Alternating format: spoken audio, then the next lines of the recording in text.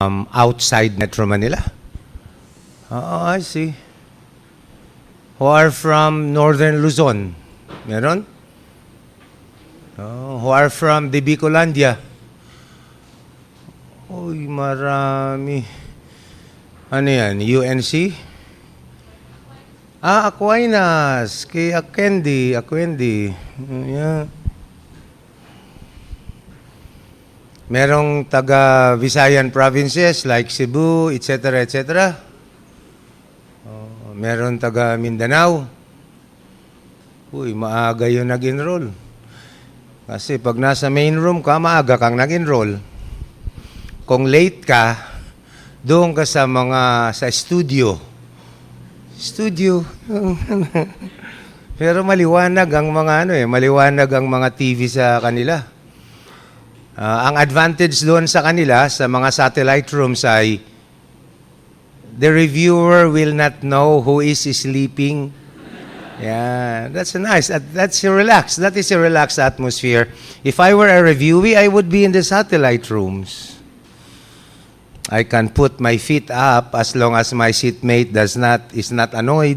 See? So, as you study, I will be visiting you from time to time, and I will say hello to you, and I may visit you in the library while you are reading, and if you see me in the office next week, you can approach me and ask some questions, or you can ask any of our faculty members questions. If they cannot answer, huwag ka nang magtanong uli. But they are willing. Our faculty members will answer questions if whoever is available there. So you just take it easy. The bar review is not something to be very, very serious about.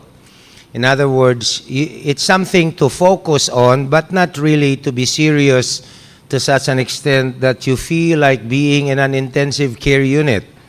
So let's all be happy, you know. You will pass the bar. You will pass the bar.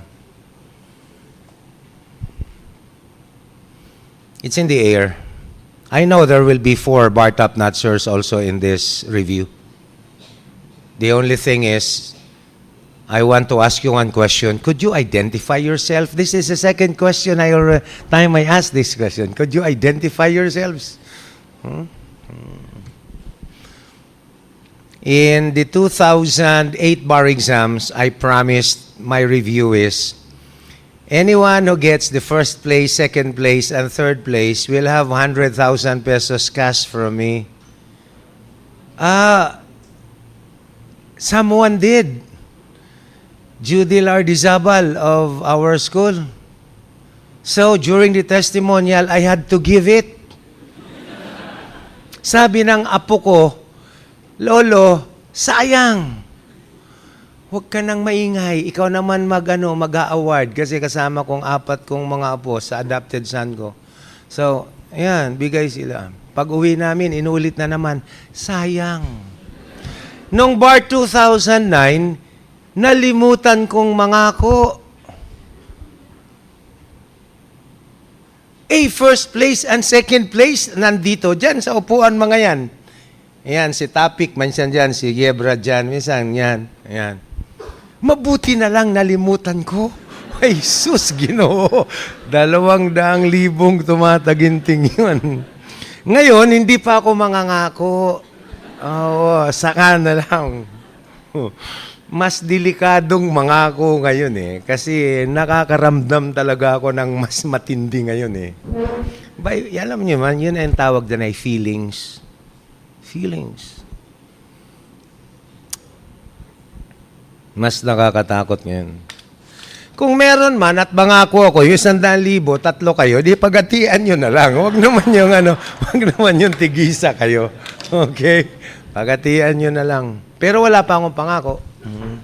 Wala pa. At saka, pag nangako ako, bago maibigay sa inyo, you have to make a demand. Because 1169 of your civil code says, if there is no demand, there is no delay. Okay? So let's talk about it. I'm happy that you are happy already because you're very serious. See? Nagtanong na ba sa inyo mga kaibigan ninyo kung kayo'y kukuha ng bar? Meron na. Anong sagot nyo? Yes, very good. At nagtanong na ba sa inyo kung kaya nyong ipasa? Anong sagot nyo? Hindi problema ang pagpasa to'y kukuha lang ako ng bar para malaman kung place ko. Ano ka? Yan, ganyan yan. Ganyan ang attitude natin, ha? I call it in my classes the homicidal instinct to excel.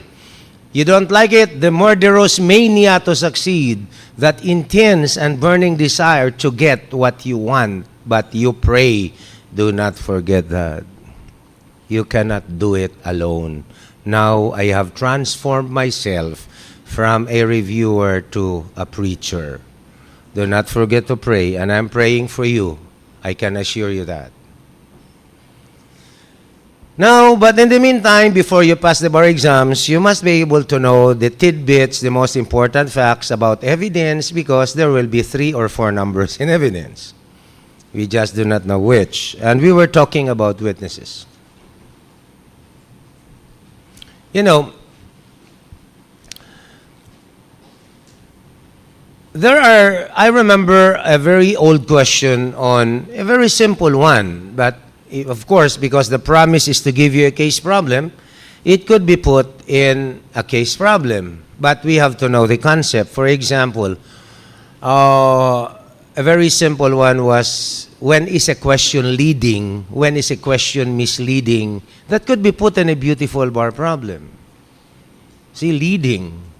That's the most common objection of a new lawyer. Leading. Pag nag-objection ng 5, ang 4 leading. Ang isa, misleading.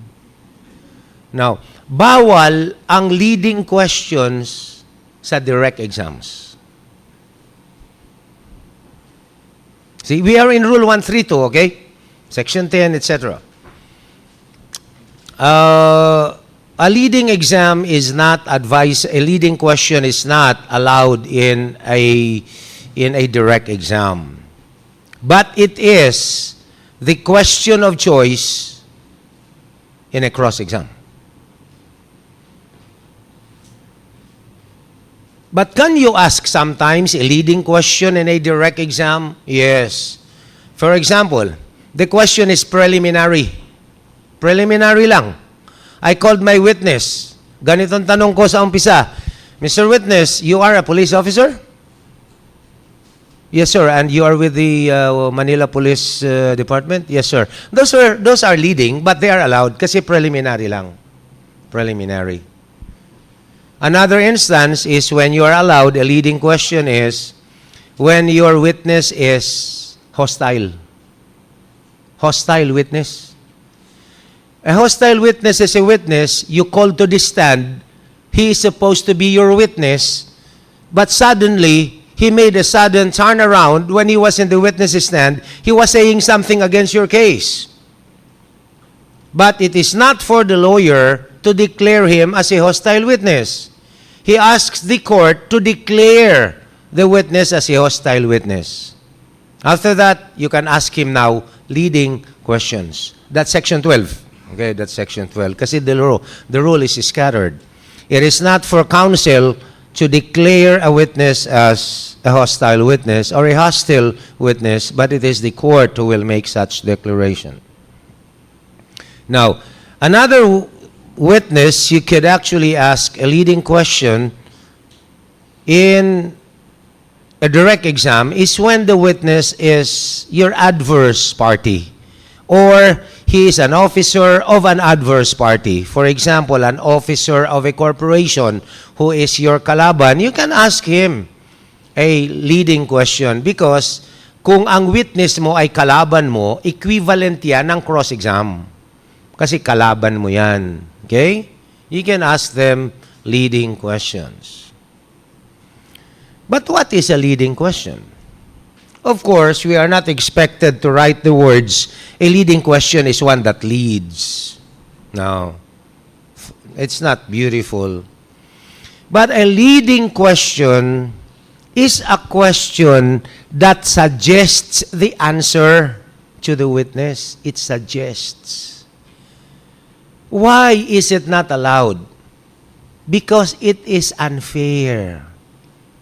If the leading question is asked, it is as if it is the lawyer who is testifying and not the witness. It is the witness who should tell us the facts. It is not for the lawyer to suggest the answer. I'll give you an example of a direct exam where leading questions are asked and which is not allowed. Mr. Witness, on September 26, 2007, at around 7:30 in the evening, you were in the corner of Mendiola and Legarda streets, right? Yes, sir. And while you were there, you already stood there, by the way, you stood there for around half an hour, correct? Yes, sir. And on the 20th hour, and on the 31st hour, Mr. X appeared, materialized in front of you. Yes, sir. And when he appeared, he pointed his finger towards your nose, so close that it touched your nose. Yes, sir. And after he did that, you parried his finger. Yes, sir. But when you parried it, he gave you a blow to the abdomen. Yes, sir. And after hitting you in the abdomen, because of the pain, you fell down. Yes, sir. And when you fell down, he picked up a stone and hit you in the head. Yes, sir. And you were in pain? Yes, sir. You were bloody? Yes, sir. You were brought to the hospital? Yes, sir. Who is testifying, the lawyer or the witness? The witness. No, but the lawyer. The lawyer is testifying. It cannot be done.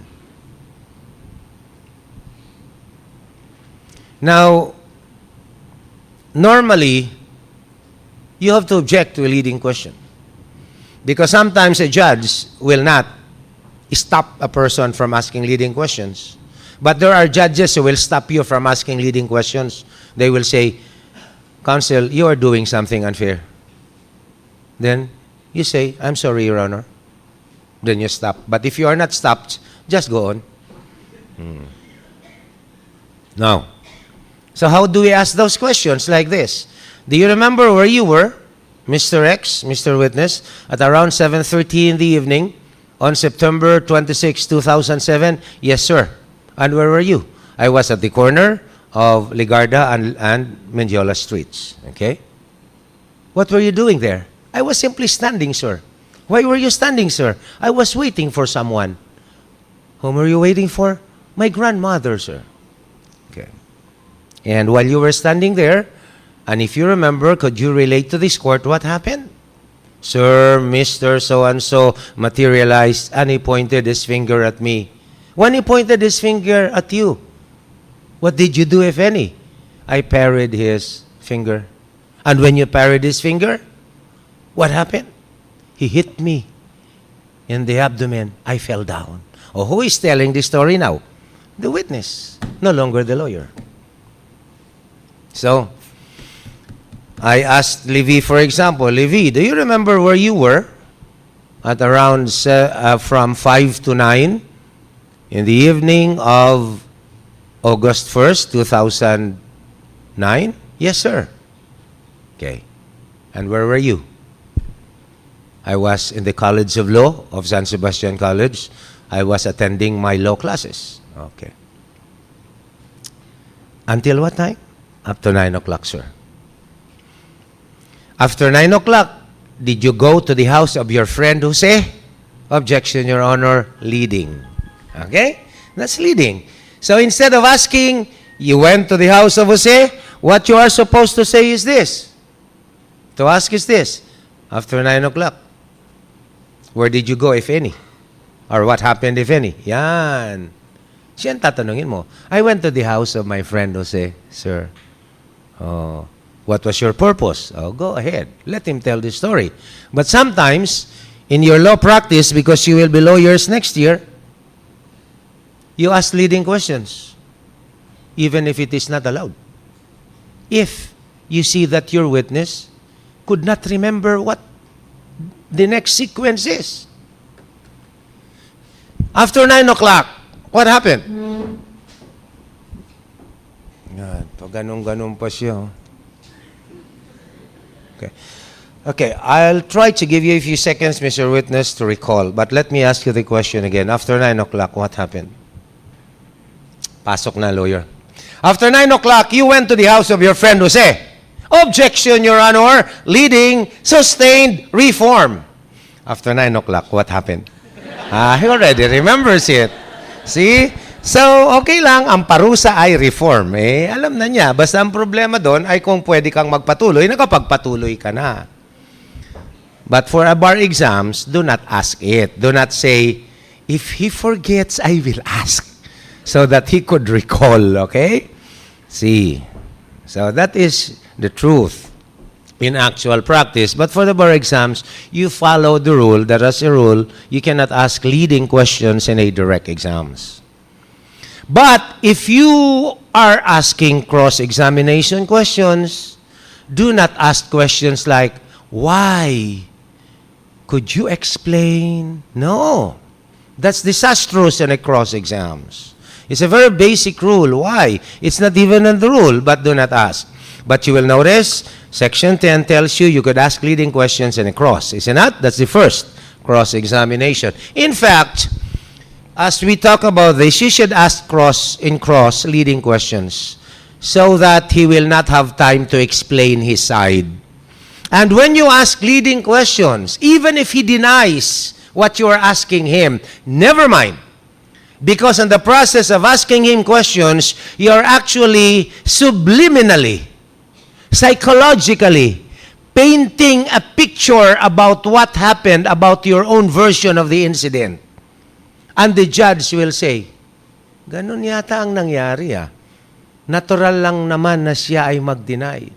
Is it not, Mr. X, that you approached the victim and pointed your finger at his nose, almost picking his nose? No, sir. And is it not that after picking his nose, you slapped him with such an impact that his neck was almost severed from his head? No, sir. And when he fell down, is it not that you got a knife and stabbed him on the leg? No, sir. And after stabbing him on the leg, you kicked him on the groin? No, sir. And after kicking him on the groin, you picked him up, put him up like a barbell and throw him? No, sir. And is it not that after that, you got your 45 caliber, pa-pa, pang-pang, you shot him? No, sir. That's all for the witness, Your Honor. That's a cross-exam. It's a psychological cross-exam. Then he will be happy. Walang nakuha sa akin. But you are now preparing the ground in the mind of the court, where the court now is ready to accept a new version of the incident. Then that will be bolstered by your other witnesses. See it? That is cross-exam. But you do not ask questions like, could you explain what happened that day?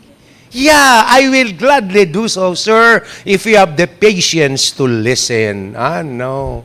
Wala ka nang matanong. Sometimes questions and answers are too good to be true. You could destroy his credibility by simple questions. Let's say I am cross-examining a witness to a killing. And he said he witnessed it. It was 9 o'clock in the evening, but the incident occurred under a brightly lit Marital lamppost. Okay? I know he is telling a lie. But then I will not let him feel that I know he's telling a lie. I'll bolster his confidence. Mr. X, in the direct exam, you testified you saw the incident clearly, is it not? Yes, sir. And you saw the incident clearly because you have a very retentive memory. Yes, sir. And you saw the incident clearly because the incident happened beneath a well-lighted, a brightly lighted Marital lamppost. Yes, sir. And you saw the incident clearly because you were only around 7 meters away from them. Yes, sir. And I know you remember the details. Yes, sir. And you remember that it was the right hand that was used by the assailant in stabbing the victim. Yes, sir. But actually it was the left because he was left-handed. Okay. Next. And you notice the shirt he was wearing, is it not? Yes, sir. He was wearing white? Yes, sir. Do you remember what was written on the shirt? Of course, he will say something because he is a witness who remembers everything. Yes, sir. It's written, no fear. And it was a light shirt? Yes, sir.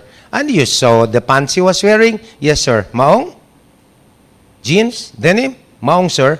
And the brand? You remember? You have a retentive memory? Yes, sir. Levi's. 501. Oh. And you remember the shoes? Oh, yes, sir. What? Adidas. That's all for the witness, Your Honor. He's telling a lie. And the judge will know that. But he does not know that we know he is telling a lie. Because when you see a startling event like that, what you only retain in your memory psychologically and scientifically are the fundamental elements of the event. The stabbing. You do not see, uy, nanaksak ang may nakasulat sa t-shirt na no fear. Uy, nanaksak nakasuot ng Levi's 101. Uy, pati sapatos, alam na alam ang brand. Nagsisinungaling yun. That's too good to be true. When you know a lot of details, you are telling a lie. When you cross-examine your opponent later on, ask him about details which normally are not observed by a person who tells the truth. Because of too much details that he knows, he is lying. That is a cross-examination na hindi halata na kinocross mo. See? Napakahirap, pinakamahirap i-cross in our experience as a child. I had a client many years ago, that was 1988 or 87, before I went to the United States. It's about a mag-asawa na nag-away. The wife was sued for adultery. Tsaka may anak talaga. Ang witness nila ay bata na wala naman daw nagsasama, hindi nagsasamang nanay niya at saka yung lalaki na hindi niya, tatay. Okay? Yung lalaki. Kahirap mag-cross. Dahil ang bata, kapag sa harap ng hukuman, ano yan inosente ang tingin ng court at saka ang simpatiya psychologically sa bata. Hirap. Kaya ang tinanong ko na lang, simple. Ilan taong ka na, nini? 11 po. Maganda ang suot mong damit. Opo. Sino nagbigay nito? Si mama po. Oh. Saan kayo nakatira ngayon? Doon po sa apartment. Ilang kayong nakatira doon? Kami ni mama po at saka minsan si tito pumupunta. Sinong tito mo? Di sinabi ang pangalan, si titong ganito. Yun bang tito na yun ay tatay mo? Ay, hindi po. Nung, alam mo bang naghiwalay ang tatay at nanay mo? Opo. Saan ka sa mama? Sana mama po. Mahal na mahal mong mama mo. Opo. At kung anong sabihin sa iyo ng mama mo, susundin mong mabuti. Opo. At nung sinabing magpunta ka rito, ay sinabi man niyang pupunta ka rito sa korte para tulungan siya. Opo. Nung pumunta ka rito, nag-usap kayo? Opo. Bago pumunta, tinuruan ka ba? Opo. Ganon. See? Ayun na. Ang witness is already wala ng credibility. Tinuruan ng nanay kung ano sasabihin Pero mag-ingat ka sa mga ganong witnesses, mga baby yan, mga bata. At saka kung mag-cross ka, hindi ka magka-cross ng ganito, is it not a fact? Ha? Pampelikula yon. Pero naalala nyo sa pelikula, merong hearing, biglang mag-focus ang camera, itigil ang kabalastugan na yan. Ako ang tunay na asawa. Magti-testify na. Pwede ba yun? Pelikula yun. Okay. Now, one rule is, kahit pwedeng magtanong ng leading question sa cross at dapat magtanong, ang bawal ay misleading. A misleading question is a question that assumes something that has not been even mentioned by the witness. But you assume it was mentioned. It is actually assuming something that is not yet on the record. Now, look at this. Here, you are jumping to conclusions. Look at this, huh? I said. I asked the witness, do you quarrel with your husband sometimes? Yes, sir. How many times does he beat you when you quarrel? Objection, misleading. She only said they quarrel.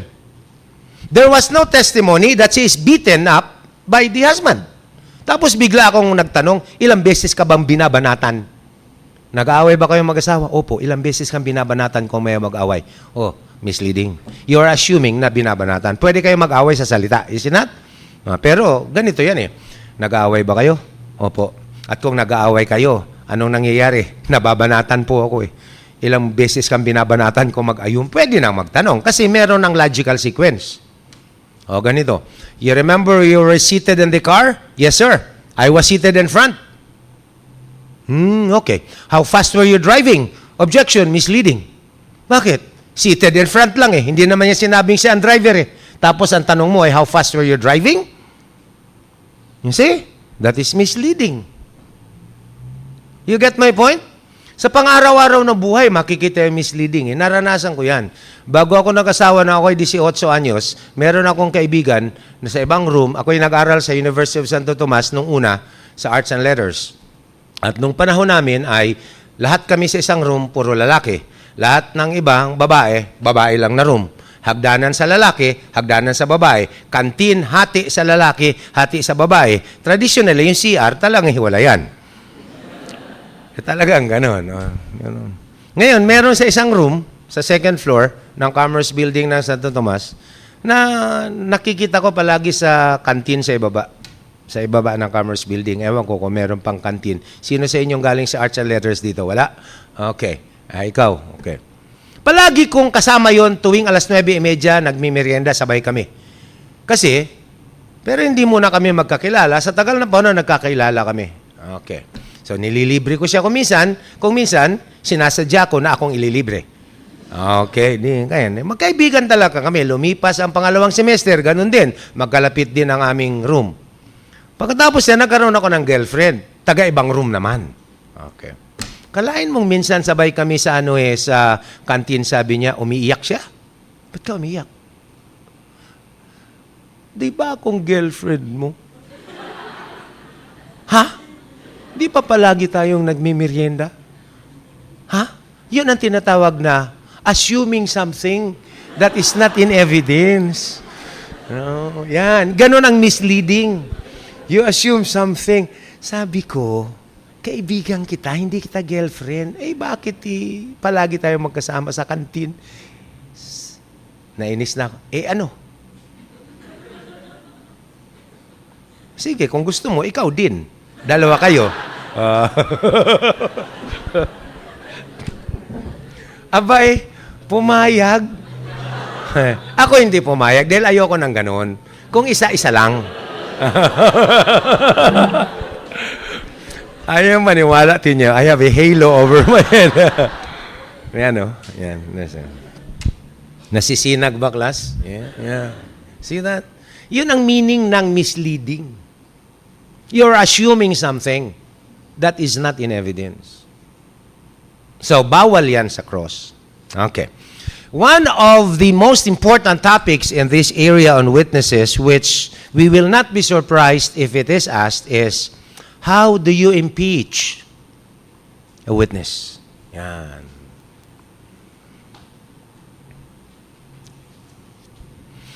When I took over a class in political law once, that was around 5 years ago because Attorney Sandoval was absent, I asked a student, political law, okay,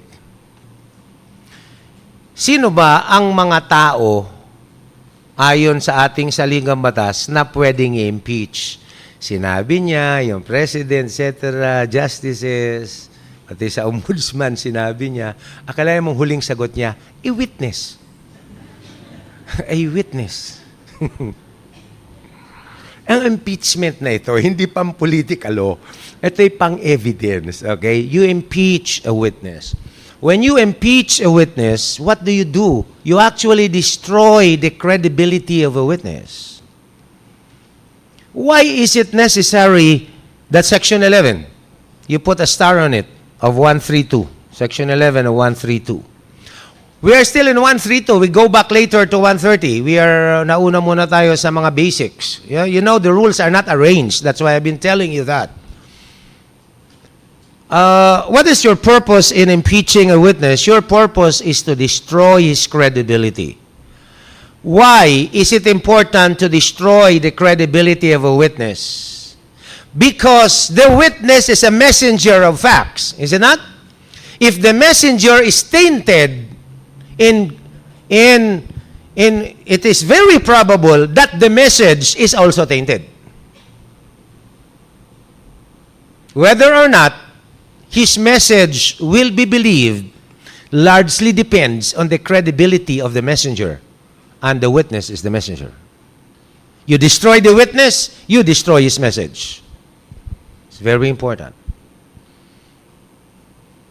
We are clear on that, is it not? Now, how do you impeach a witness?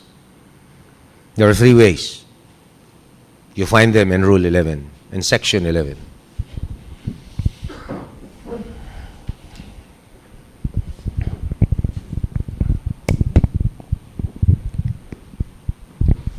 Okay, you look at that. You don't have to memorize that word for word because they are short. Okay, you impeach a witness, number one, by offering contradictory evidence. See? Contradictory evidence. Yan. See? You also impeach a witness by evidence of his bad, let's reword it, bad general what? Reputation. Reputation as to what? Let's rearrange it para madaling matandaan. As to honesty. Okay? Or integrity and truth. Yan. And you impeach him by showing that he made a statement before that is inconsistent with what he said in court. Get my point? Yung kanyang sinabi noon bago nag-testify ay hindi tugma sa sinabi niya sa court. So, we summarize it following the American way of summarizing it. There is a prior inconsistent statement. That prior statement is inconsistent with what? With what he said in court. Prior inconsistent statement.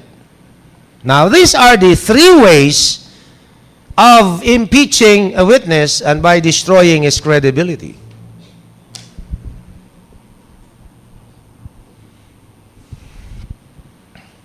Well, contradictory evidence. Kung anong sinabi niya, ay di mag-present ka ng contradictory evidence. Meron akong ginamit last year na example, nalimutan kung anong ginamit. Sana maalala ko. Okay. Sinabi halimbawa ng isang espesyalista, an expert in human anatomy. You know what he said? The human appendix is located by the throat. Kunyari lang, okay, by the throat. Siya ay expert sa modern human anatomy. Ang modern man daw, hindi totoo yun, ha? Kunyari lang to example, para ako makausad. The human appendix daw is located at the throat, by the throat. Okay. Expert siya. The only expert in Asia. Okay. Modern humans hindi tayo kasama doon. Ang appendix natin nakalagay sa tamang lugar. Ito modern. Okay? Polluted human being na, kaya nabaliktad na ang kanyang mga human parts. Okay. Eh, gusto kong contradict yun. Okay. Mr. Doctor, what's your name, Doctor? Dr. Arnel Pineda.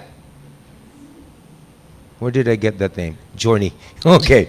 So, expert siya. Dr. Arnel Pineda, you testified a few minutes that in modern man, effective last year, the human appendix is located by the throat. Yes, sir. Are you positive? Yes, sir. I am the only expert in Asia on that. Okay. Do you know Dr. Boris Spassky? Oh, yes, sir. He is my counterpart in Russia and Eastern Europe. If I am the only expert in Asia, he is the only expert in Eastern Europe, including Russia. Okay. Have you read his books on modern human anatomy? Yes, sir. Do you agree with his observations and findings? Yes, sir. Why do you agree? Because like me, he's an expert. We don't contradict each other. Okay. So, when I say his book, are you referring to this book? Yes, sir. Could you read the title of this book, if you won't mind? Yes, sir. Modern Human Anatomy. Edition 2009 by Dr. Boris Spassky. Is this the book you are referring to? That you read this and that you agree with all its contents? Yes, sir. Okay. Would you allow me to read a particular part of this book? Yes, sir. So now, ladies and gentlemen, let it be put in the record, Your Honor, that counsel is now opening the book, blah, blah, blah, blah, blah, and now reading a portion on page 479, second paragraph. And the stenographer is now listening. Okay. Are you ready to listen, Dr. Pineda? Yes, sir. In modern humans, second paragraph, the human appendix is located at the back of the neck.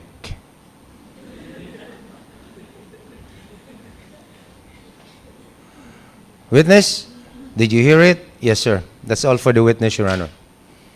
Don't pursue it anything more. You have contradicted him.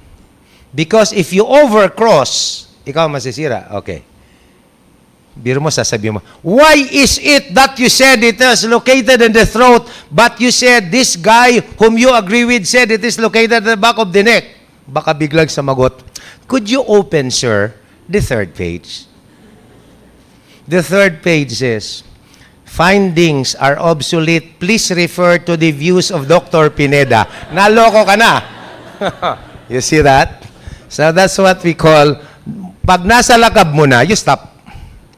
Let them put a remedy on their problem, but not you to dig your own grave. See? Now, that's contradictory evidence. Now, pag sinabi ng isang doktor ng kalaban na ang kliyente mo ay sira ulo, ay di tumawag ka rin ng doktor na ang kliyente mo hindi sira. O kaya konti lang ang sira. O walang kasira-sira. Just contradict him. You see that?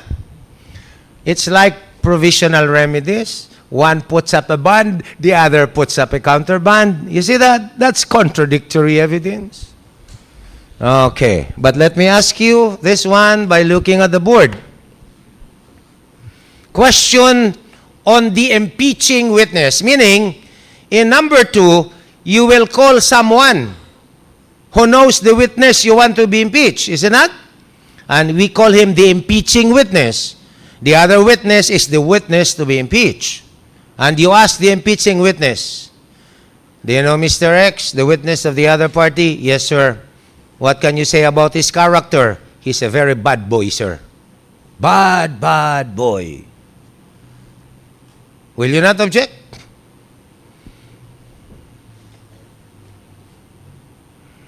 You have to object. The question is his opinion as to his character. You cannot be impeached by evidence of bad character. It is about bad reputation. Character is not reputation. You will not find the word character in section 11 because a person's character is generally not relevant.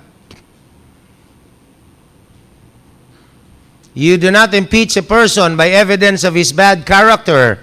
There is a 10-mile difference between character and reputation. Character is what a person is. Reputation is what the community believes him to be. Reputation is an impression of the community. It's not what you necessarily are. See? For example, I have a reputation to be salbahe, but the truth is, I am as meek and as kind as a lamb. That is my character, to be meek and as kind as a lamb. Pagiging salbahe at barumbado, yun ang reputasyon. Magkaiba yun. At ang impeachment ay nakatukoy hindi sa karakter ng tao, kundi sa kanyang reputasyon. Kaya nga sinasabi ng Rule 130, Section 51, yung pangunang bunga doon, sinasabi na agad, character evidence is inadmissible. Kasi yun ang general rules. Character evidence daw is inadmissible.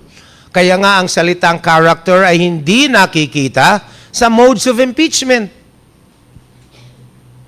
Do you see that? Yung rule na character evidence is inadmissible, Section 51, Rule 130, yung first part, that reflects how our rules consider character. Now, so, kung sa problem nakalagay impeachment because of bad character, automatically, hindi pwede ito. Kailangan bad reputation. Okay? Yan ang shortcut. Okay. Listen to this. Mr. Witness, do you know the party, the witness in the other side, Mr. Y? Yes, sir. The witness here is Mr. X. And you know Mr. Y? Yes, sir. How do you know him? You know, sir, I'm now 35 years old. And as far as I can remember, as far back as I can remember, we grew up in the same barangay. In fact, I was born in the same barangay as he was born. Oh, is that all you can tell this court? No, sir. We were neighbors.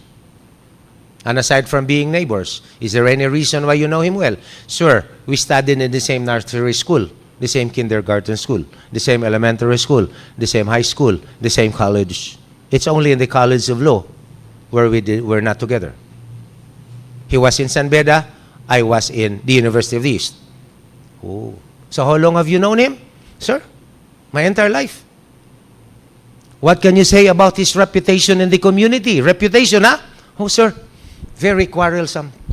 You look at him, he will hit you without provocation. He's very aggressive, he's very irritable. Are you going to object to that mode of impeachment? Come on, listen, you will be trial lawyers later on.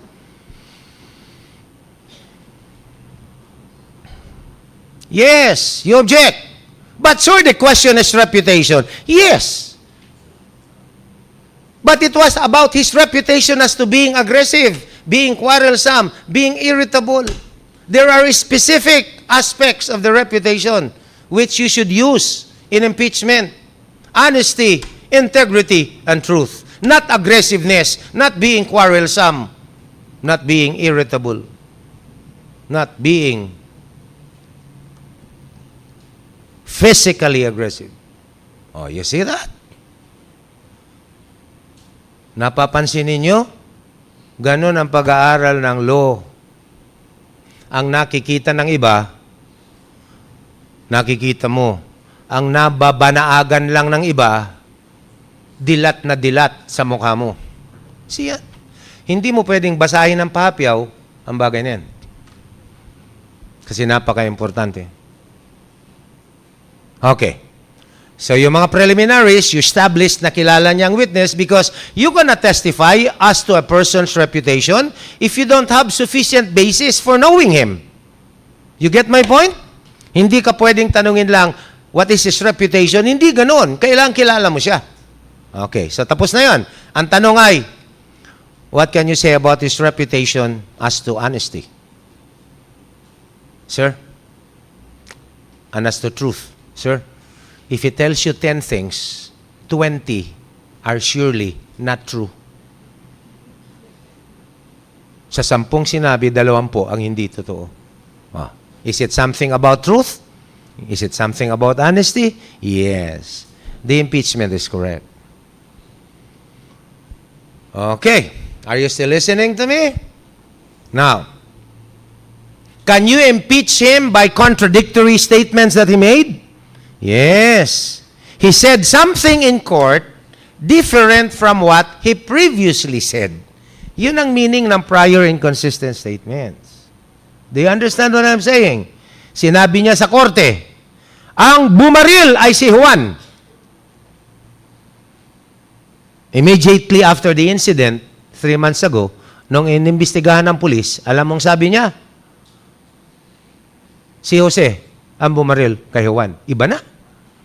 Si Jose, nung wala pa sa korte, sino nang bumaril ngayon sa korte? Si Pedro na ang bumaril. Is it inconsistent? Yes, inconsistent. Pedro ang bumaril nung nasa korte, nung wala pa siya sa korte, si Jose ang bumaril. O, hindi mo alam kung alin tama. Inconsistent. You can impeach him with that. Now, ang problema, paano mo siya impeach?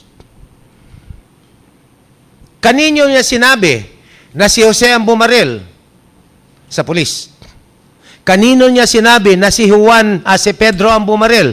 Sa hukuman. Paano mo yan mapatunayan na may contradiction? Tatawagin mo yung pulis na nag-imbestiga at pupunta sa korte? Yes. Pero bago gagawin mo yan, you lay the predicate. Hindi lay the basis. Lay the predicate. Yung lay the basis sa secondary evidence. Dito, you lay the predicate. You do not lay the subject. The predicate. Okay? I'm joking. 2 parts, subject, predicate. You lay the predicate. It's the same as laying the foundation. And how do you lay the predicate? You go to section 13. You remember that well. Remember that well. That's laying the predicate.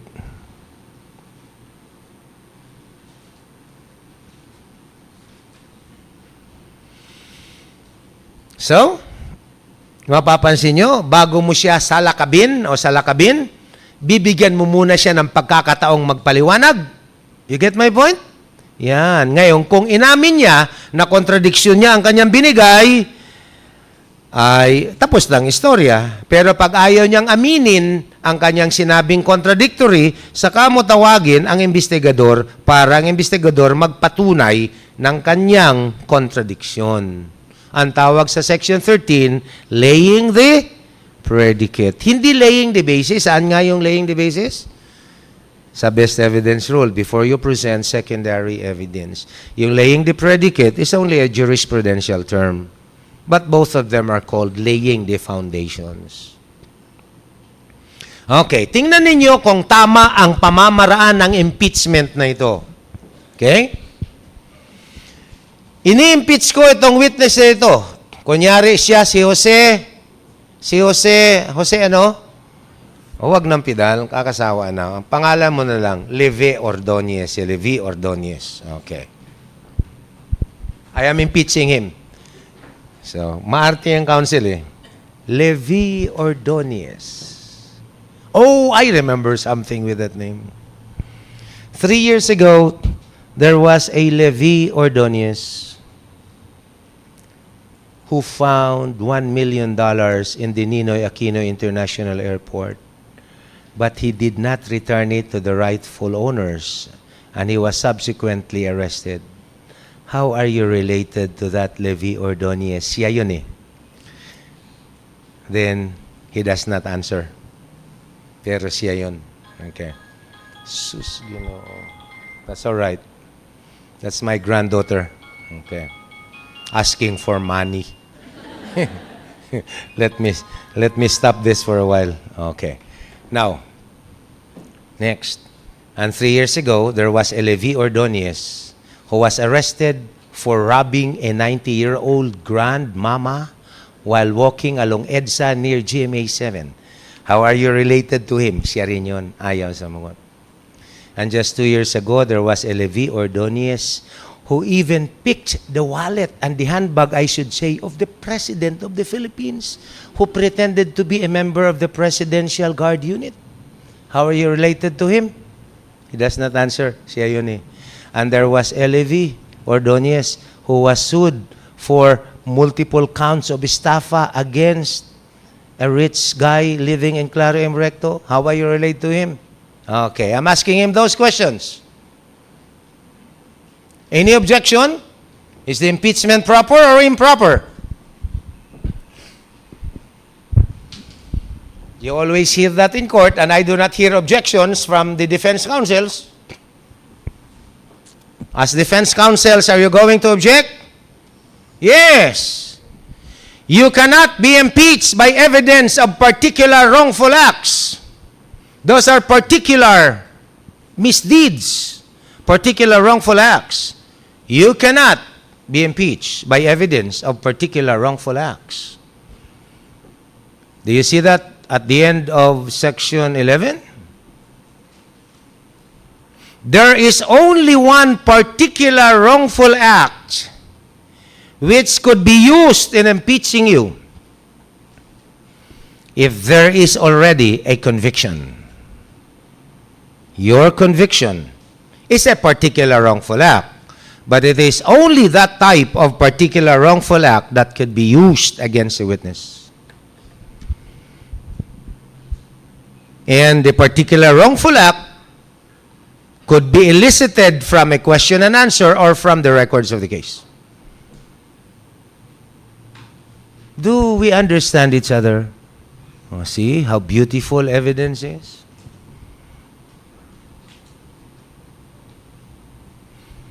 Because I don't want you to experience what I underwent when I was a young lawyer. I remember once, this was in Quezon City. I know it is objectionable, but I didn't know it. Only my instinct was working. Objection, Your Honor. Obviously, the judge was not sure. So, what is your ground, counsel? Your Honor, it is a clear violation of the rules of court. You know what he said? Sustained. Very general yun eh. So, ibig sabihin, obvious na sa kanya. Merong isa, nabigla talaga ako. Ang court ng Makati noon sa luma, yung Chateau building pa, naalala ko eh. Objection, Your Honor. Ground. Basta. Biro mo, nabigla ako, basta. Pinagalitan ako.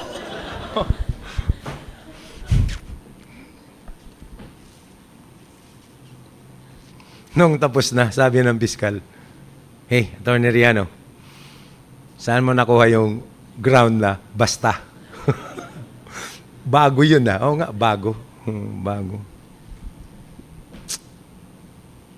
Kung ikaw ay nasa korte at gusto ng court na mag-object ka, dahil hindi ka nag-object, tititigan ka ng court. Oh, naranasan ko yan. Titigan ako. Ayan. Objection, Your Honor. Sagot naman si judge. Sustained. Kasi obvious sa judge eh. Ang judge magtatanong lang ng ground kapag hindi obvious sa kanya. Pag tanong. Move to strike out, Your Honor. Sustained. Strike it out from the records. Tingin ulit. Sustained. Minsan, wala pang tanong. Sustained. Nangyari yan sa Cavite minsan. Wala kapag objection. Tumingin lang ako sa judge. Sustained. Gusto ko nang mamatay sa katatawa eh. Kaya lang, nasa court ka. Kaya lang, tandaan nyo, pag kayo'y tinitigan ng court, ibig sabihin mag-object ka, huwag kang gumanon, gaya ng kaibigan ko sa law firm. Anong ginawa mo nung tinitigan ka ni judge? Inalas kong tingin ko dahil naiya ako eh.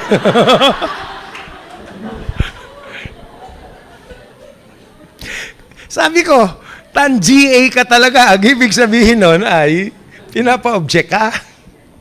Ganun ba yun? Mararanasan nyo yan next year pag take oath nyo.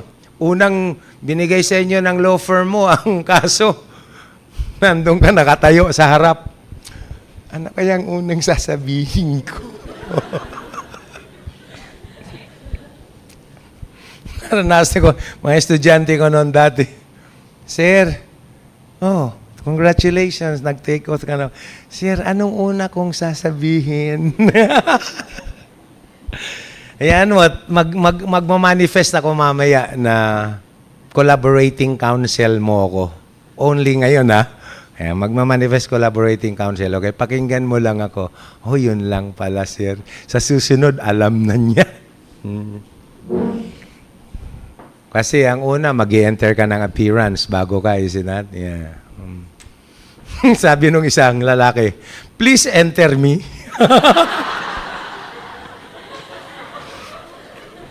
Sabi ko, lintik na batang ito.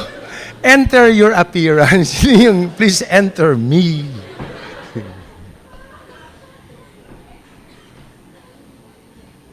Sagot ba naman? Loko eh.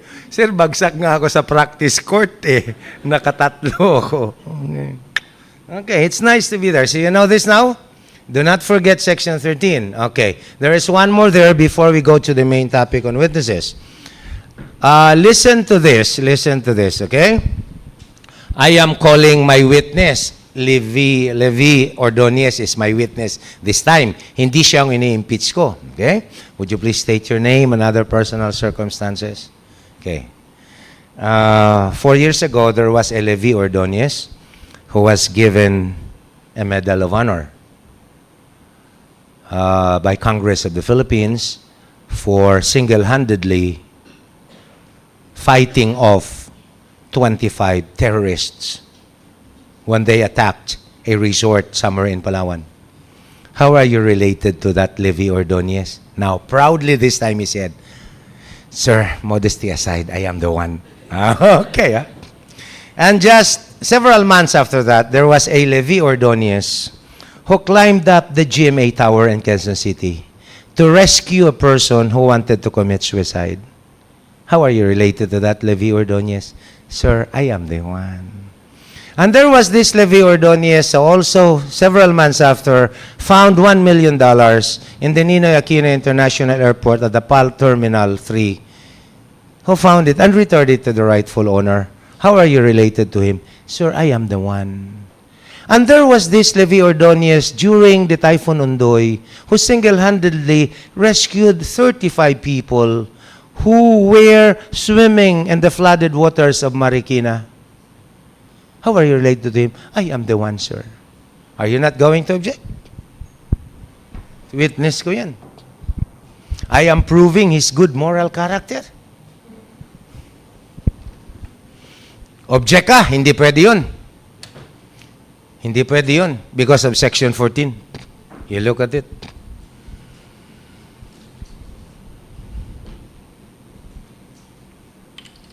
Bago mo gawin yun, bago mo papugiin ang iyong witness, kailangan muna na-impeach na siya. Ibig sabihin, yan ang pangsagot sa pagkasira niya si witness. Pero hanggat hindi pa siya na-impeach, hindi mo pa siya pwedeng pagandahin. In other words, wait first that he is destroyed before you build him up. See? Okay. You go back to Rule 130. You go to the disqualifications of witnesses.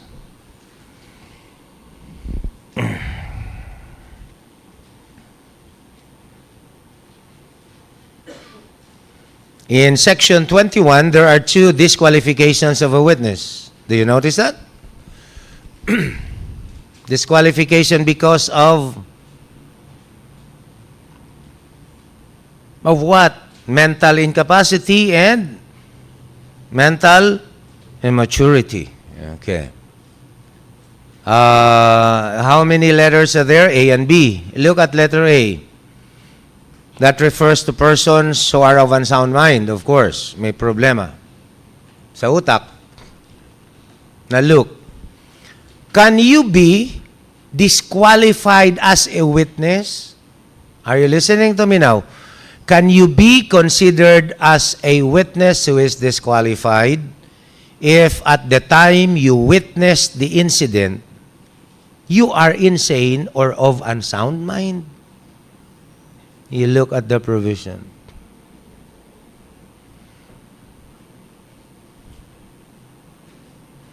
The answer is no. To be a disqualified witness by reason of mental incapacity, you must be mentally incapacitated at the time you are called to testify, not at the time you perceive the event. Kung sira ulo mo nung nakita mo ang patayan, pero nung ikaw ay nagte-testify, matinong-matino ka, you are not disqualified. Kaya lang, kung tutusin, ang maalala mo ay yung kasiraan ng ulo mo. Ang apektado, hindi yung kanyang competence. Ang apektado yung kanyang credibility. Yan. It is an issue of credibility now, not being disqualified. Maliwanag dyan.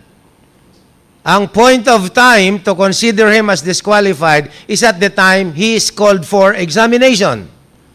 Do you see that? Not at the time he perceives the event.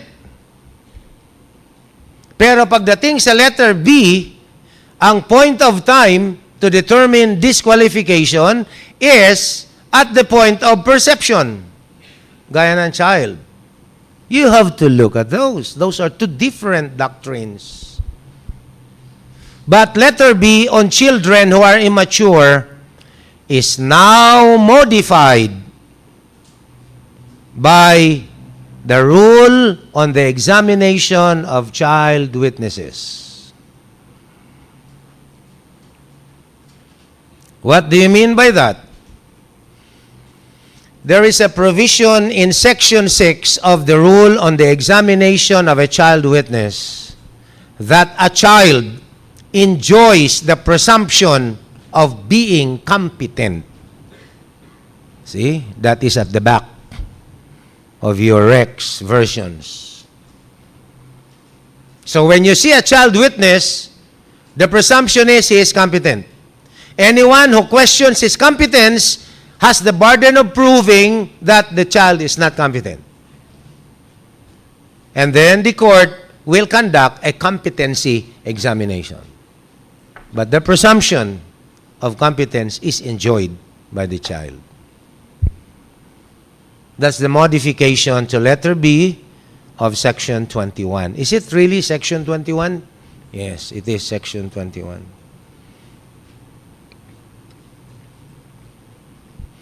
Okay, be careful with Section 22 because it could be in the bar exams. It's about a husband and wife. Commonly, you call it the marital disqualification rule. There are many names given to it, but the most common name is the marital disqualification rule. Husband and wife. You know, our civil code considers marriage as not a mere contract, but an inviolable social institution. The policy of the state is actually to protect the integrity of the family. And the state does not like to see the unfortunate incident of a spouse turning against another spouse. That is what is to be avoided. Now,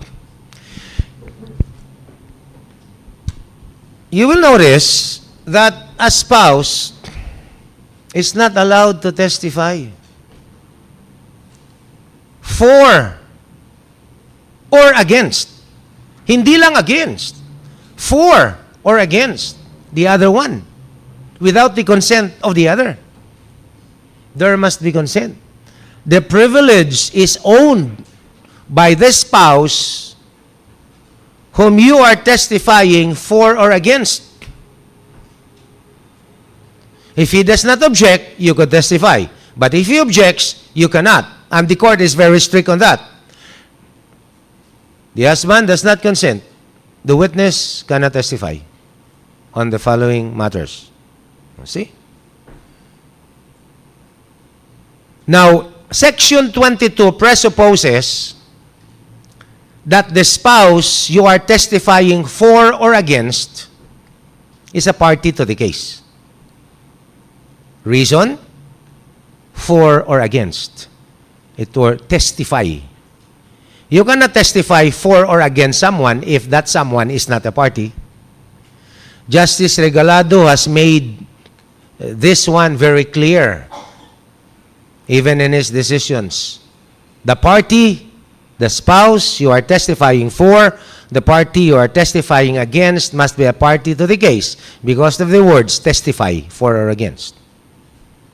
But the one who testifies need not be a party. But the one you're testifying for or against must be a party. Sir, medyo naintindihan po namin yung against. Obvious naman yung against. Pero yung for,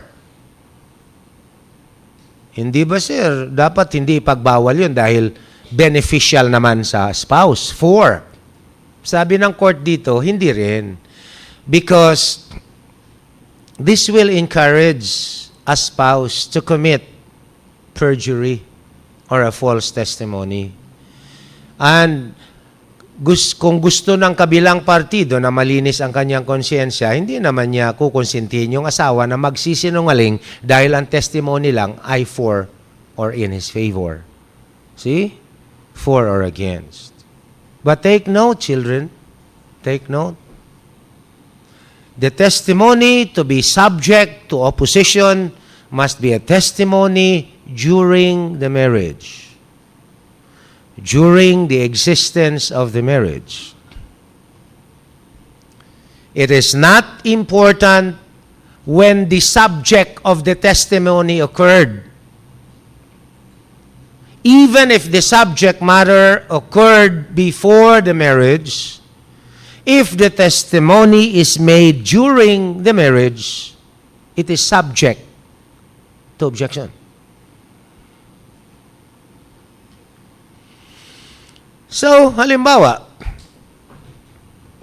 si Perla Conyer, I don't know where I got that name. Anyone here with the name of Perla? Or Pearl? Okay. Si Perla ay naglalaba sa ilog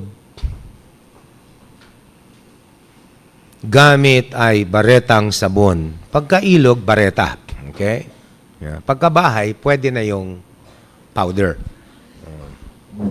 Naglalaba sa ilog at papunta siya sa ilog minsan para maglaba nang dumaan siya sa isang trail. This is a rural area.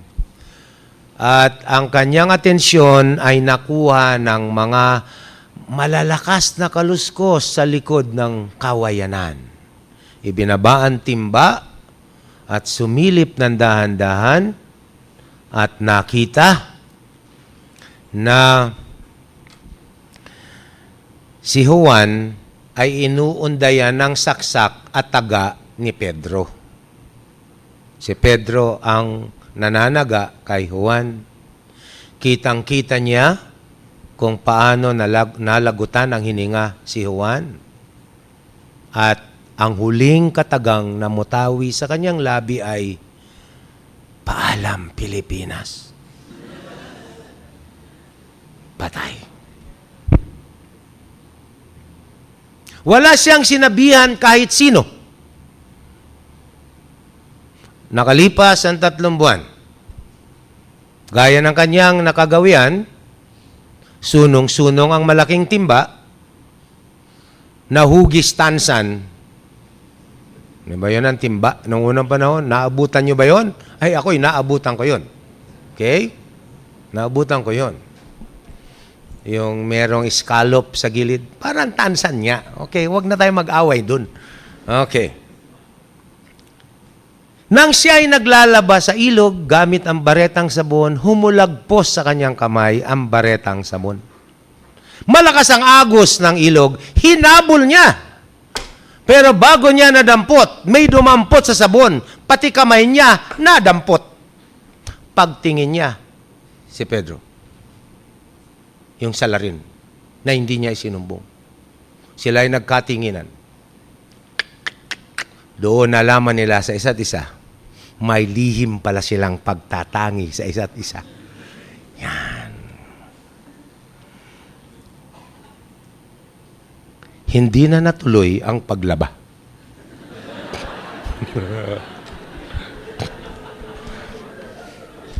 After several weeks, sila na ay kinasal. Mag-asawa na sila. Napakabait na lalaki si Pedro. Pagising ni Perla, handa na ang almusal. Pag siya'y kumakain, pinapaypayan pa dahil walang kuryente sa lugar na yun. Siya ang maghuhugas ng pinggan. Siya ang maglalaba. Pagtulog sa gabi, kukulambuan, hindi matutulog hanggat hindi natutulog si Perla. May hawak na 2x2, pamalo ng anuman lamok na lalapit sa kulambo. Okay. Pero ang kabaitang yon ay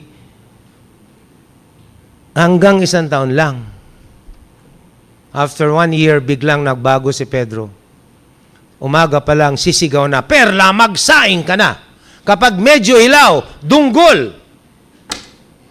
Kapag kulang ng asin, sampal. Kapag hindi masarap ang luto ng ginatan, sakal. Mahaba ang buhok ni Perla. Kung minsan nagagalit, hahawakan sa buhok, iikot at saka ihagis. Okay, giving her a helicopter ride. Hindi na makatiis si Perla. She became a battered wife. She went to the authorities and reported the incident of the killing she witnessed several months before. The authorities went to the prosecutor's office, and the prosecutor filed an information of homicide. Trial day. After arraignment, tuloy ang trial. Kasi yung court na yon may tinatawag na star system. Meaning, tuloy-tuloy, walang postponement. Meron yan dati sa Caloocan, star system. Pagkatapos ng arraignment, tuloy na ang presentation ng evidence. Walang uwian hanggang hapon. Kinabukasan, tuloy uli. Hanggang matapos 1 linggo, tapos ang kaso. Ang ganda nun. Si Justice Mabutas. Si Judge Mabutas ng RTC Caloocan, naging Justice of the Court of Appeals. Kaya lang, nung pinsan pumasok ako doon, ang bahabang buhok ko, hindi ako inadmit ng appearance ko, hindi inadmit. Dahil magpagupit daw muna ako. Ay, nagpagupit ako. Pagpasok ko, kalbo. Ayaw naman niya dahil pangit daw yung kalbo. O, paano yun? Nagpapalit ako. Hindi na ako lawyer, kundi yung malinis na ang itsura ng ulo. Maganda yun, is it not? Star system na tawag. Hindi na natuloy. Walang gustong judge na sumunod. Now, so ganun. First witness. Prosecution, your first witness. Your Honor, our first witness is no less than the wife of the accused. And her testimony is being offered to prove the following matters, meaning the killing. Can Pedro object?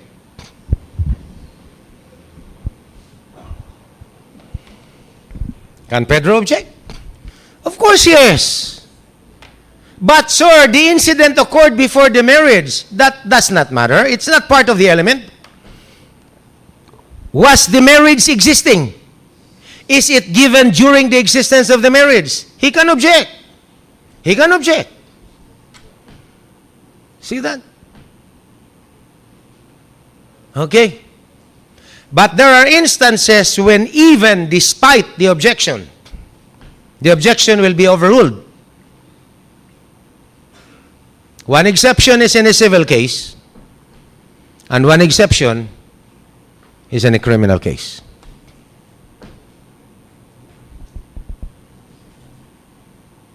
In a civil case, a wife could testify, or a husband could testify against the wife, despite the objection of the other, if the civil case is between them as parties. Magkalaban sila, magkatunggali. See? Now, in a criminal case, hindi sila kailangang personal na magkalaban. Yung isang spouse committed a crime. First, against the spouse, or not necessarily against the spouse, but against the spouse, direct descendants. Or against the spouse, direct ascendants. Direct ascendants. Direct descendants.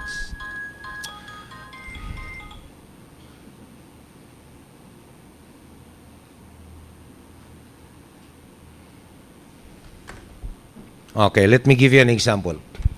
Let us assume that my father-in-law borrowed 1 million pesos from me. Just orally, it's valid anyway. Borrowing 1 million is not part of the statute of frauds in 1403, so it could be oral. Now, because it is a contract of loan, okay? Not a contract of sale. Now look, he actually has not paid me. Tatang, may utang kayong 1 million eh. Dapat last month pa binayaran. Hindi nyo binabayaran. Ang ginawa ko, dinimanda kong father-in-law ko. Okay? Well, this is just an example. All right, class? This is not true. I have no more father-in-law. He was already called by his ancestors. Now, mother-in-law called by the ancestors. My wife, kicking and alive. Now, so I sued my father for my father-in-law for collection of a sum of money. You know, during the defense of my father-in-law, his first witness was my wife, his daughter. The wife is going to testify, and her testimony is offered to prove that the debt has actually been paid. But I was drunk at the time when I received the payment.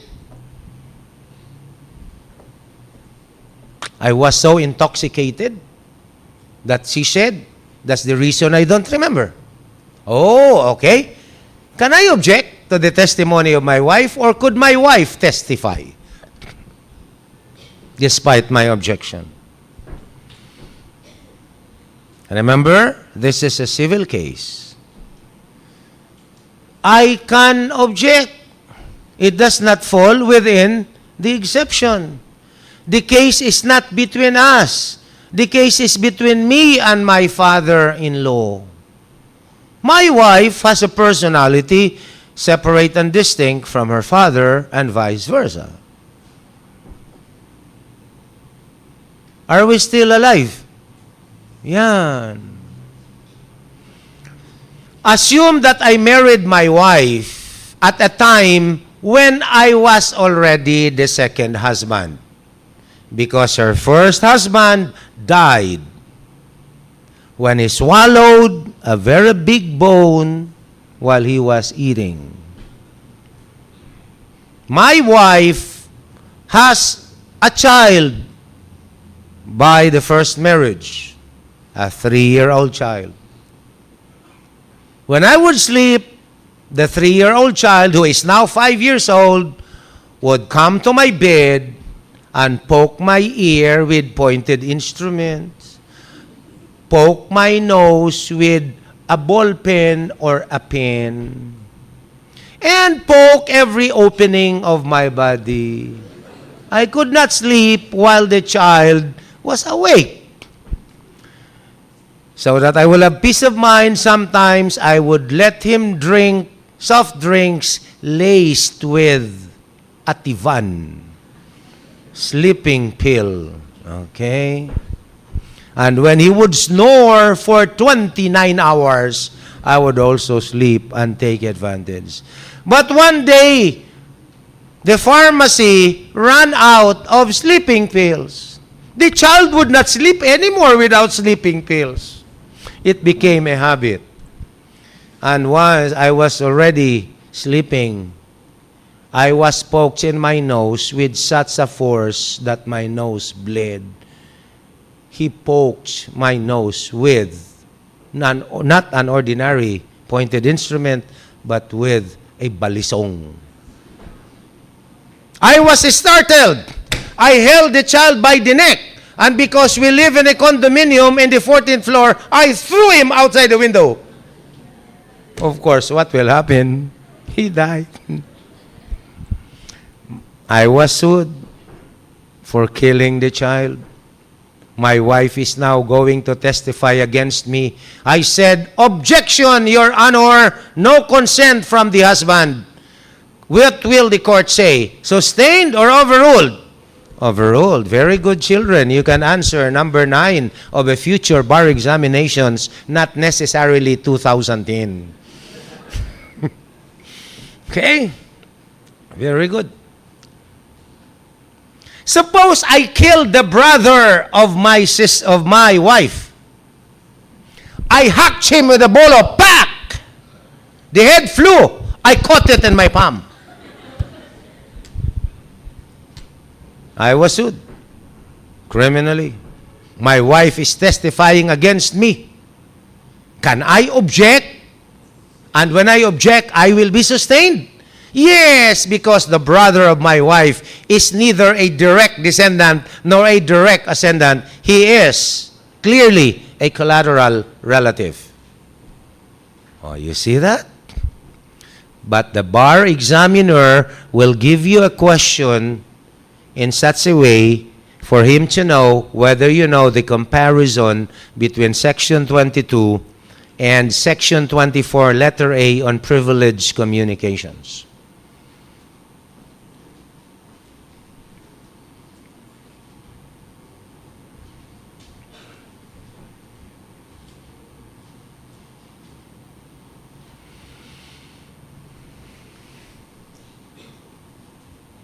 Okay?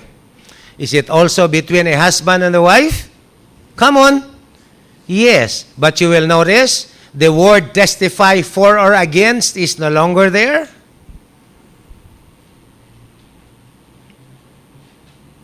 Instead of testify for or against, you say, cannot be examined. I'll wait for you to see it. Did you see the words cannot be examined? Yes. Is there a significance? There is. In a privileged communication rule, the spouse need not be a party to a case as long as the examination is directed against the spouse. See? Need not be a party, but cannot be examined. And do you notice another important difference? The prohibition does not only extend during the marriage, it also extends even after the marriage. The duration here is perpetual. This is a perpetual prohibition if there is an objection. It's only perpetual metaphorically because they will not live perpetually, but it will go on and go on and go on. There could be objections. What is the difference? That is the reason for the differences that I mentioned. Because in the second one, there is a privileged communication. A communication between the spouses that is designed to be shared by the spouses alone, not to be shared by any other person. Confidential information between the spouses. If there is no confidential information between the spouses, you use Section 22. If there is a confidential information found in the facts of the bar examinations, you use Section 24.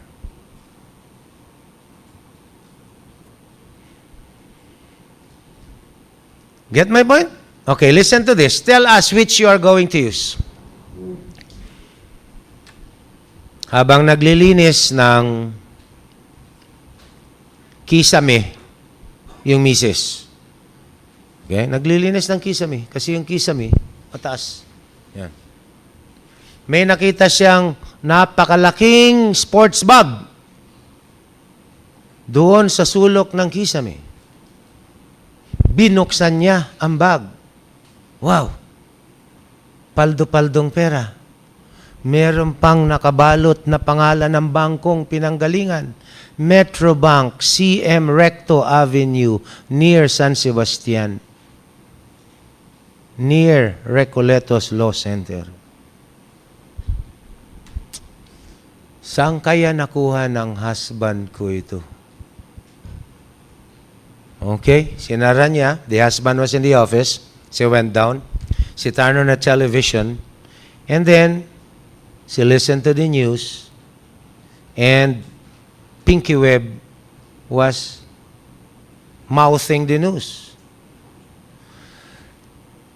Ang Metrobank ng Claro M. Recto ay ninakawan ng halagang 10 milyong pesos in cash kagabi. Hindi pa nalalaman kung sino may gawa ng panloloob. Sa kasalukuyan, hinahanap ng mga may kapangyarihan ang nanloob ng bangko. Ginawa ng misis, bumalik sa kisame. Kaya pala kagabi yung mister ko, may sunong-sunong na bag. Hindi ko lang pinansin dahil ako'y naantok. Siya pala ang robber, ang bank robber. Pambihira talagang husband ko, hindi na natuto. Bakit hindi pa ginawang 20 milyones? Bakit 10 lang? Okay. So dumating yung husband kinagabihan. Kinausap, dear, Wala ka bang sasabihin sa akin? Wala. Dear, alam mo naman tayong dalawa, noong isang taon, sinabi ko sa iyo, na ako ang sumaksak doon sa balut vendor. Sabi ng wife, hindi ko yan ipinagkaila sa iyo. Nung bumibili ako ng balot at binigyan ako ng penoy at ang pambayad ko ay halaga ng sa balot, sinaksak ko, di ba? Pero nagsumbong ba ako? Ibig sabihin nagsinungaling ba ako? Sa hindi eh. Kaya kung ikaw may ginawa, pwede mo ring sabihin sa akin. Tayong dalawa lang nakakaalam. May sasabihin ka, sabihin mo na. Napahinuhod na rin yung lalaki at sinabing, ako ang nagnakaw sa Metrobank. Bakit ka nagnakaw? Di ba gusto mong mag-pilgrimage sa Israel? At saka sa Jordan River? At saka gusto mo rin makita yung lungga sa lupa na pinagtaguan ni Saddam Hussein kasi tourist spot na kung saan siya nahuli? Oo. Kaya ako nagnakaw. Kailang, hayaan mo, sa atin dalawa lang to. Sabi ng wife, huwag mong sasabihin kahit kanino ha. Huwag. Appear. Okay.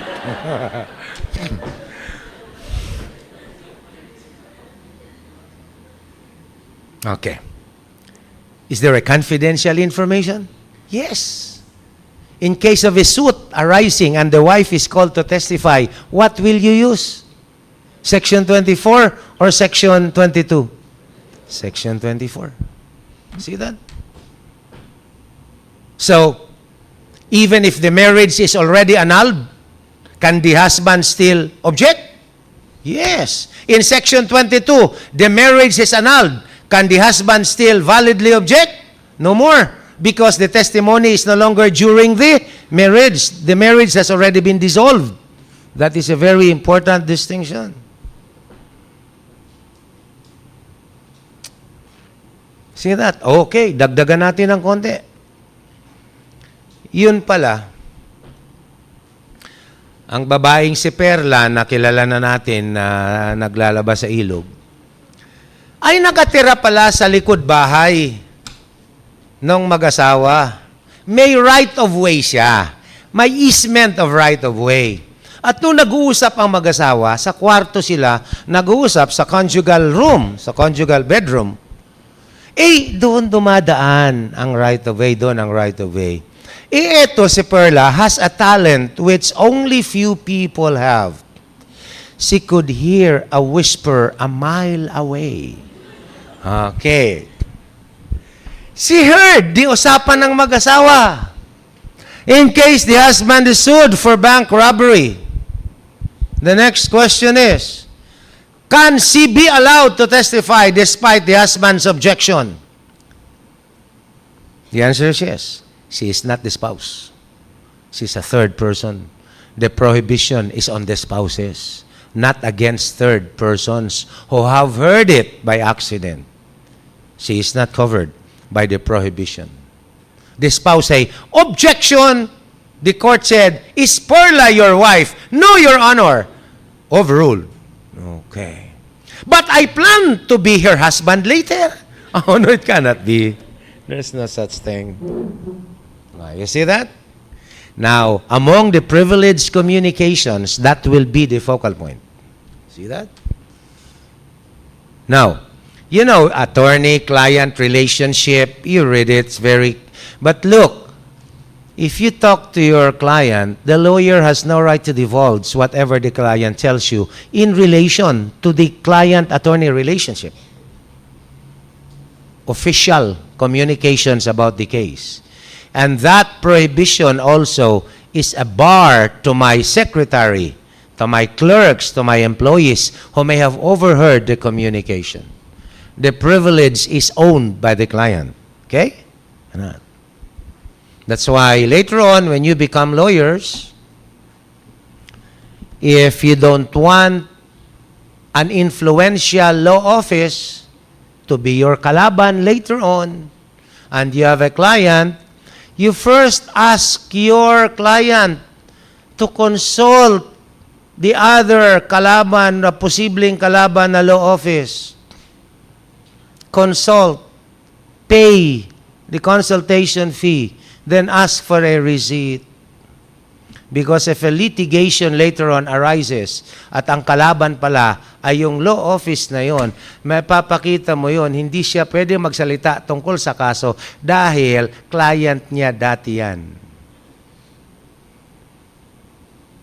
Attorney-client privilege communication. Did we do that? Always. We belong to the Quintin Paredes Law Firm when I was young. Ang palaging nakakalaban namin sa kaso noon ay yung ACRA Law Office noong unang panahon. See? Matinding kalaban yun. Do not tell people that I told you that. That's the reason they do not allow me to handle legal ethics. Okay. If you look at the patient doctor privilege, you will notice something.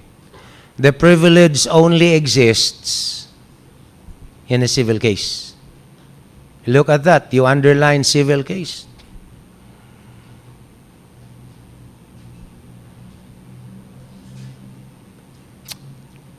Okay, civil case.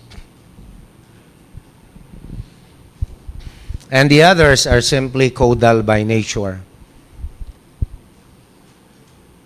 But there is one thing that is seldom asked in the bar exams, but anyway, we will take this up. Very seldom. Around only twice in the past 20 years, but not even a very beautiful problem. It's Section 23. Section 23 talks about the so-called survivorship disqualification rule. There is another name for that, which we borrowed from California. It's called the dead man's statute. Okay? But you will notice in our version of the survivorship disqualification rule or the dead man's statute, it does not only cover a dead man, but a person who became of unsound mind. This is seldom used. It seldom occurs in cases. But this is an offshoot of our propensity to borrow from a foreign country. But anyway, in case it is asked in the bar exams, you will notice someone is prohibited to testify in a case. Okay. Sir, without us memorizing this provision because the language is archaic and so very highly technical, what will help us determine whether or not to apply Section 23? Oh, very simple. There must be a civil case. And that civil case is a claim.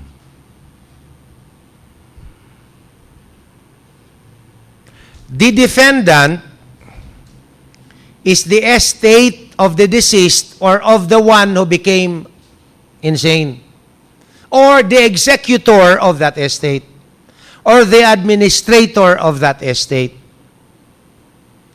What is the plaintiff doing? The plaintiff is claiming against the estate.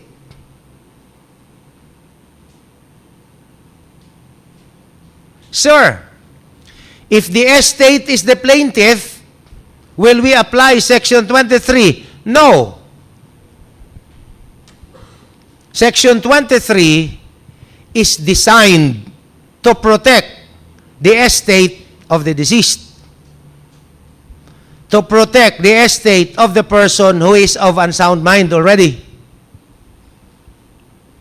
from fraudulent claims of the survivor.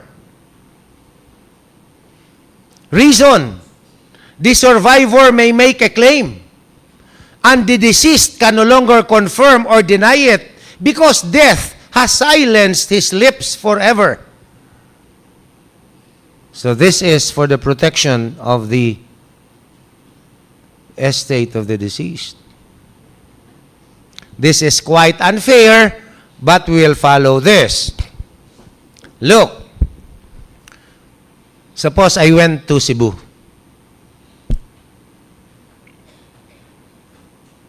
To do something. Masyadong malapit ang Cebu. Cagayan de Oro City. Palaging brown out ngayon. 4 hours, 5 hours, 6 hours. So among you are from Cagayan de Oro City here? No one? Okay. So, I was in a plaza. Okay? Plaza.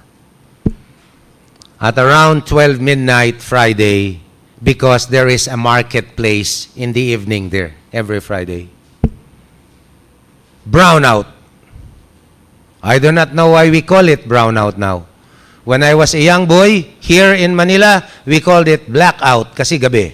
Pag sa araw, brownout. Naging brownout na, pati gabi. Okay. Sa amin nun, blackout. May sini pa nga nun, blackout. Okay. So, walang kailaw-ilaw. Maliban sa sindi sa sigarilyo ng tao doon. Lumapit yung tao. Yun pala, Espanyol, ang salita. He fished out a gun. Su vida y su dinero. Your money or your life. I said, Señor, mi vida, por favor. So, he got my shirt. He got my sando. He got my shoes. He got my socks. He got my wallet, my money, and I thought it was over. He said, take off your pants. No, Señor. Porque no tengo defensa por mi cuerpo.